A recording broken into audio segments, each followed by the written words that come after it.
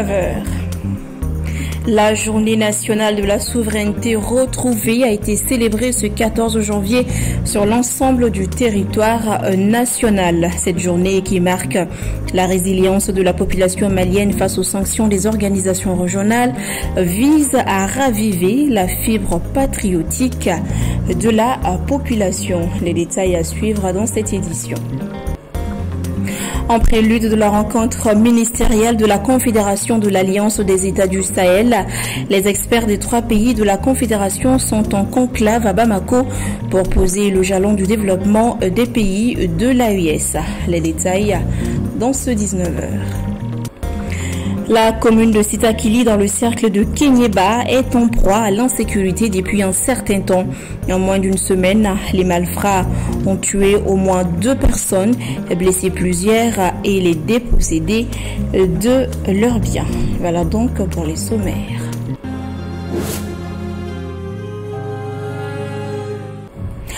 Bienvenue si vous nous rejoignez. Le 14 janvier 2025, ce 14 janvier, la journée nationale de la souveraineté retrouvée est célébrée à travers le pays ainsi que dans les représentations diplomatiques à l'étranger. Pour marquer cette journée, une leçon modèle intitulée « La culture, facteur de renforcement de l'unité nationale et de l'esprit patriotique » a été donnée aux élèves dans les écoles afin d'impliquer à la jeunesse dans la préservation des valeurs nationales de la culture et de la souveraineté. Le reportage est signé Bakary MCDB, Fatoumata Dambeli. Pour les autorités, la journée nationale de la souveraineté retrouvée est bien qu'un simple jour commémoratif. Elle représente un symbole de victoire, de résilience et de détermination pour le peuple malien qui, contre vent et marée, continue de défendre son indépendance et ses choix souverains. Comme dans plusieurs établissements scolaires à Bamako, les activités pédagogiques de cette journée ont débuté ici au groupe scolaire de Missabougou par l'enseignement de la leçon modèle sur le thème « La culture, facteur de renforcement de l'unité nationale et de l'esprit patriotique ». Un thème jugé pertinent par Alaï Modibo Traoré, enseignant dans cette école. Comme le thème le suggère, la culture, facteur de renforcement des capacités et de l'esprit patriotique. Donc on a bien enseigné aux enfants les valeurs culturelles qui renforcent notre pays pour pouvoir de prendre cette culture comme facteur de cohésion sociale. Qu'est-ce que veut dire la culture, la patrie, l'esprit patriotique? Quand les élèves sont bien défendus, chacun a donné son point de vue par rapport à ces thèmes. Donc je crois que ça a été bien saisi. On ne peut pas parler d'éducation sans parler de culture. Parce qu'il y a beaucoup d'enfants aujourd'hui qui ne reconnaissent pas, même les ethnies, les différentes ethnies du Mali. Et je pense qu'à travers cette leçon-là, il y a beaucoup qui vont au moins reconnaître les différentes ethnies qu'il y a au Mali et reconnaître vraiment des valeurs culturelles que nous avons au Mali. Objectif de cette leçon enseignée aux enfants est de modeler l'avenir de la nation et de démontrer que les Maliens unis et solidaires vont une fois de plus réaffirmer leur engagement à bâtir un Mali fort, libre et indépendant. Et les enfants ne disent pas le contraire. Après, on fait toutes nos actions à la solidarité de l'esprit patriotique pour défendre notre pays.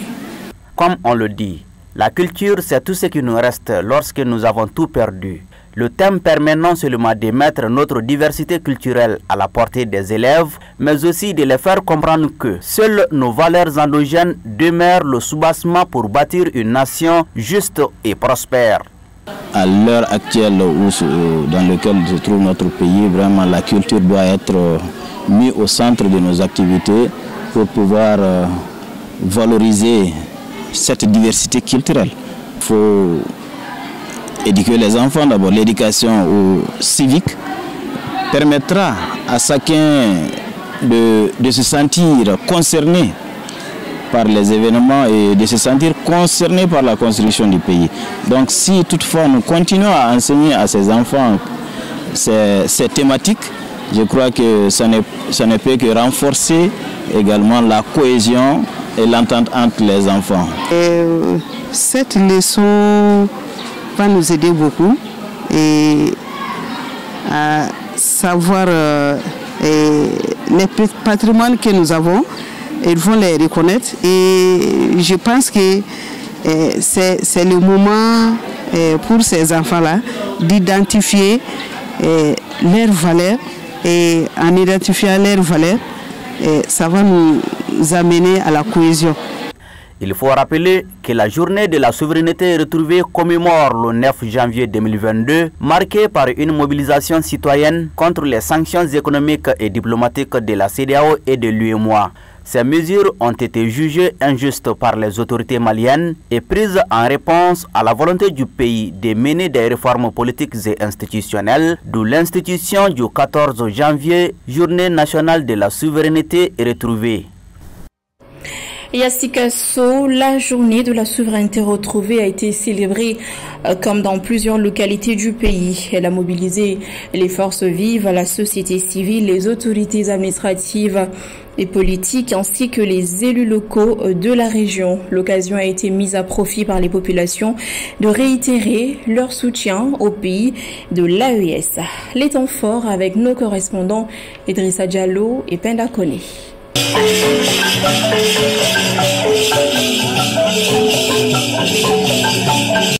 En ce jour honorifique du 14 janvier, nous nous réunissons pour commémorer une date qui incarne l'honneur, la dignité et l'affirmation de notre souveraineté nationale retrouvée. C'est un jour où le peuple malien, debout et uni, a rappelé au monde entier son attachement à sa liberté, à son identité et à sa souveraineté irréversible. Au nom du Conseil régional de la jeunesse de Sikasso, permettez-moi d'exprimer notre gratitude à toutes celles et ceux qui, à travers leur âge, ont lutté pour défendre notre indépendance, à préserver notre dignité, notre intégrité territoriale et garantir un avenir meilleur aux générations futures.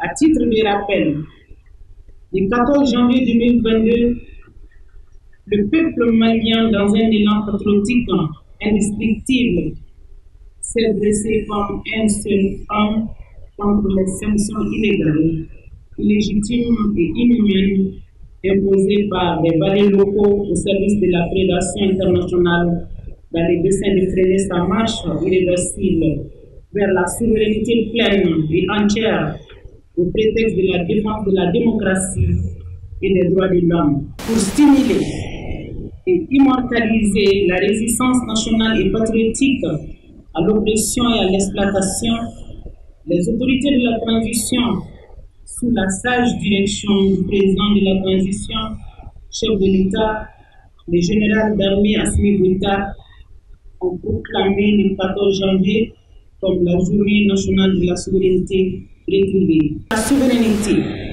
c'est le fondement de notre existence en tant que nation, est une conquête permanente que nous devons préserver et défendre au prix de tous les efforts possibles. Des citoyens se sont exprimés sur la célébration de cette journée de 14 janvier, journée de souveraineté retrouvée. Le micro leur est tendu par Gabriel Keïta et Rokiatou Esdambélé. Écoutons-les. La souveraineté retrouvée, c'est de décider de toi-même sans l'influence extérieure. Et aujourd'hui, l'exemple des pays de l'AES en est une. Parce qu'on décide tout sans l'influence extérieure. C'est ce que moi j'appelle la souveraineté. Tous les acquis ne peuvent pas être positifs parce que ce n'est pas une question de bâton magique. C'est un processus, c'est des étapes qu'on est en train de grimper petit à petit. Et Inch'Allah, à la fin, on aura la souveraineté totale. Les pays les plus puissants, il y a l'insécurité. Mais on le fait avec. La souveraineté n'a rien à voir avec l'insécurité. Tu peux avoir toutes les forces du monde, tous les armements nécessaires, mais l'insécurité, on ne peut pas comparer l'insécurité à la souveraineté. Bon, la souveraineté retrouvée, c'est en fait, si vous voulez bien, c'est la transition qui a décidé ainsi. Donc, et pour la transition, après la grande mobilisation du 14 janvier 2022, il fallait décréter une journée comme étant la journée de la souveraineté retrouvée. Bon, mais bon, c'est discutable. Pour moi, c'est juste, en tout cas, pour magnifier une journée et faire de cette journée-là, du 14 janvier, une journée mémorable, une journée exceptionnelle et une journée qui permet quand même au Mali si vous voulez, de prendre son destin en main, quoi. Il y a certaines priorités que nous ne sommes même pas en mesure de prendre en charge. Moi, je dis, bon, souveraineté retrouvée alors qu'il n'y a pas d'électricité, les gens n'ont pas à manger, et la santé elle est catastrophique. Donc il y a trop de choses alors qui attestent véritablement qu'on est souverain, mais on ne voit pas ces choses-là, quoi.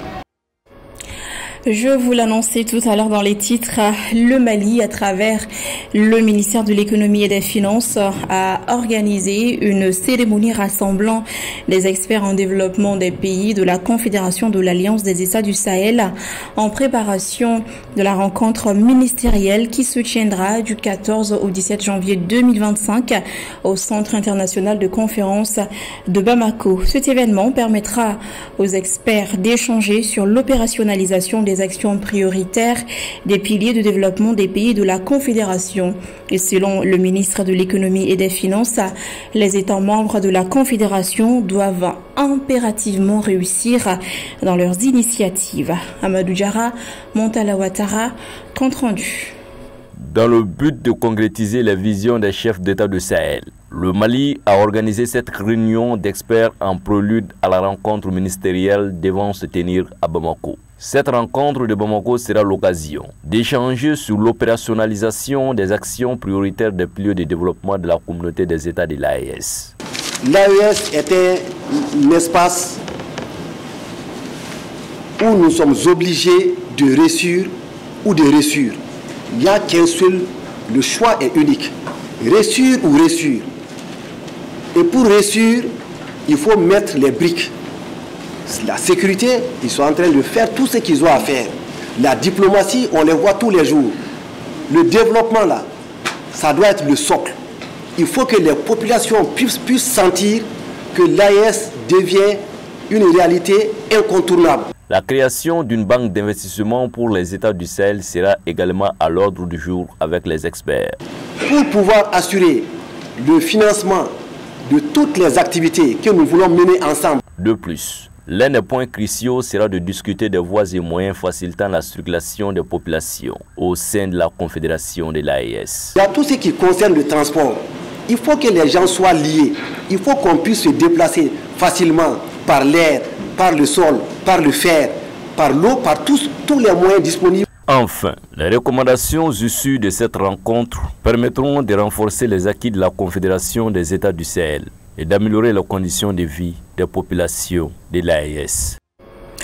Par ailleurs, en partenariat avec PMU Mali, GI Games a offert des cadeaux aux meilleurs revendeurs utilisant ces TPE, terminal de paiement électronique. Tenue ce lundi au siège de PMU Mali, la cérémonie de récompense avait pour objectif de motiver le réseau d'utilisateurs des machines GI Games afin d'augmenter les chiffres d'affaires de PMU Mali. Omar Koïta. Il s'agit d'une dizaine de revendeurs qui se sont distingués par leur nombre de ventes à travers le TPE, terminal de paiement électronique GI Game. Avec l'adhésion de PMU Mali, cette récompense est une manière de créer une dynamique positive autour de TPE GI Game, mais aussi encourager les revendeurs. Aujourd'hui, les 10 meilleurs revendeurs qui seront ainsi récompensés sont choisis sur la base du chiffre d'affaires réalisé. Par ce geste, nous attendons créer une dynamique positive autour des TPE de GI Game, augmenter le chiffre d'affaires de PMU Mali et de créer une compétition positive entre les revendeurs. Cet événement permettra de motiver le réseau d'utilisateurs des machines GI, d'augmenter notre réputation et notre notoriété. Merci aux revendeurs pour la confiance placée au GI Game. Les bénéficiaires de ces kits ont remercié le PMI Mali et son partenaire et promet de maintenir la dynamique des hausses des ventes. Nous sommes très contents. Si l'entreprise reconnaît l'effort des employés, cela est réjouissant. Ça nous encourage à faire beaucoup de ventes pour augmenter le chiffre d'affaires de l'entreprise. Ce cadeau sera d'une grande utilité pour nous.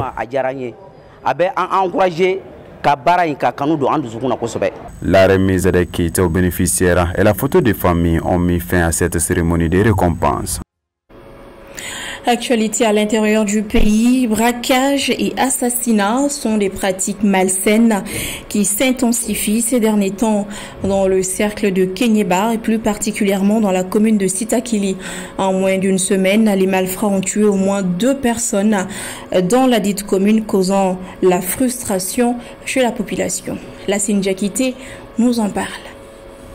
La commune rurale de Sitakili est dans une situation d'insécurité sans précédent depuis un certain temps. C'est lundi 13 janvier dans l'après-midi à Sitakili ville dans les quartiers Soula, 6 hommes armés à moto ont manqué un vendeur d'or dans son bureau. Lors de cette tentative de cambriolage, ils ont tiré sur un adolescent de moins de 18 ans, causant sa mort et blessé 3 autres personnes. Les malfaiteurs ont également dépouillé le gérant d'une station-service de tout son argent, ainsi qu'un autre individu d'une somme de 350 000 francs CFA. Les blessés ont été rapidement transportés au CESCOM de Sitakili pour recevoir des soins. Cette situation a profondément bouleversé la population, déjà inquiète face à la recrudescence des braquages et des actes de violence commis par des bandits armés dans les cercles de Kéniéba. Quelques jours avant cet incident, soit le samedi 11 janvier, la population de Tabakoto dans la commune de Sitakili, cercle de Kéniéba, a saccagé la gendarmerie de la ville. Outre la gendarmerie, les jeunes de Tabakoto, pour cause d'insécurité, ont saccagé les lieux de vente de stupéfiants soupçonnés d'être des repères de criminels. Cette initiative des jeunes visait à démanteler ces foyers de criminalité et à restaurer la sécurité dans la ville de Tabakoto et environ. Cet incident est intervenu après l'assassinat par balle d'un jeune acheteur d'or. Les jeunes se plaignent de l'inaction des gendarmes face à la recrudescence de l'insécurité dans la localité. Cet incident malheureux, selon des sources locales, a fait un mort, des dégâts matériels, mais aussi des interpellations parmi des manifestants. Aussi, les manifestants se plaignent de l'insuffisance du nombre d'agents de sécurité dans la ville.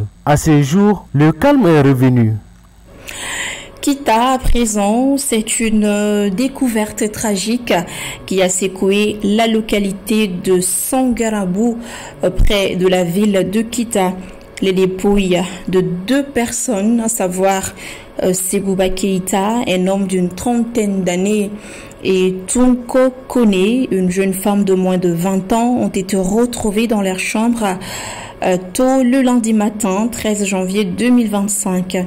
Ce drame a été rapporté par Kita 24, une page d'information locale.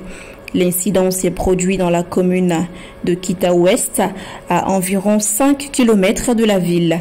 Les premiers indices recueillis sur les lieux indiquent que les corps ne présentaient aucune trace visible de violence, ce qui soulève de nombreuses interrogations sur les circonstances de leur décès.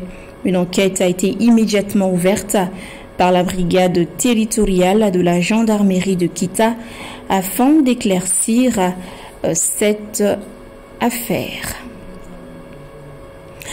À Gundam, le chavirement d'une pirogue de traversée a fait un mort. Ces derniers temps, plusieurs personnes ont péri dans le chavirement de Pinas entre Mopti, Tombouctou et Gao. Le point avec Aminata Bachokone. Le chavirement d'une pirogue de traversée avec 6 passagers ce dimanche 12 janvier 2025 a fait un mort. L'incident s'est produit aux environs de 9 h à une vingtaine de mètres de son site de débarquement, a indiqué une source sécuritaire. Elle ajoute que le concours des riverains, des éléments de la protection civile, de la police et la gendarmerie a permis de secourir les autres occupants qui ont été évacués au centre de santé de référence de Goundam pour les soins. Selon elle, cet incident se réduit à une surcharge des passagers dont la majorité étaient des femmes et des enfants. Moins de 15 jours avant cet incident tragique, soit le mardi 31 décembre 2024, le chavirement d'une pinasse a fait 5 morts, dont 3 femmes, et d'importants dégâts matériels au niveau du village de Kouiratao, dans la commune de Gabakuira, cercle de Diri. En novembre 2024, le chavirement d'une pinasse a causé la mort d'au moins une dizaine de passagers sur l'axe Mopti-Tombouctou-Gao. Dans cette partie du pays, les pinances et les pirogues restent les moyens de transport de plusieurs localités, surtout avec la situation d'insécurité qui prévaut au centre et au nord du Mali depuis 10 années. Et voilà, cette édition est terminée. Merci à tous ceux qui ont contribué à sa réalisation. Grand merci à vous également de l'avoir suivi. Au plaisir de vous retrouver demain à la même heure. Bonsoir.